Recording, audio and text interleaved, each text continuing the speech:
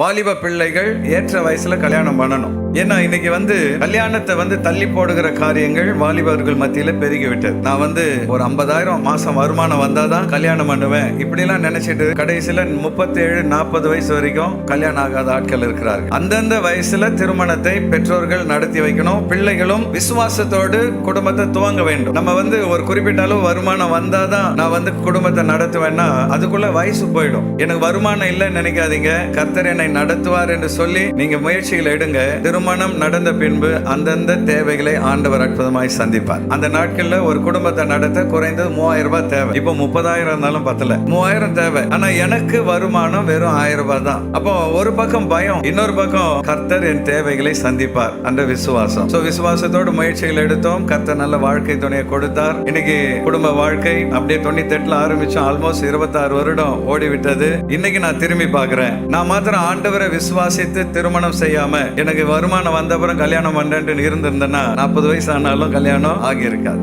ஓரளவு குடும்பத்தை நடத்தக்கூடிய வருமானம் இருக்குன்னா கர்த்தரை நம்பி திருமணத்தை செய். அதுக்காக டீனேஜ் பசங்க இப்பவே அவசரப்பட்டு கல்யாணம் பண்ணிடாதீங்க. 13 வயசுல லவ் பண்ணுதுங்க, 14 வயசுல இதுங்க ஓடி போதுங்க. அப்ப இன்றைக்கு ஒன்றை புரிந்து கொள்ளுங்கள். வேசித்தனம் இல்லாமல் அந்தந்த வயதில் திருமணம் செய்து குடும்பம் என்கிற அமைப்புக்குள் வந்துவிட வேண்டும்.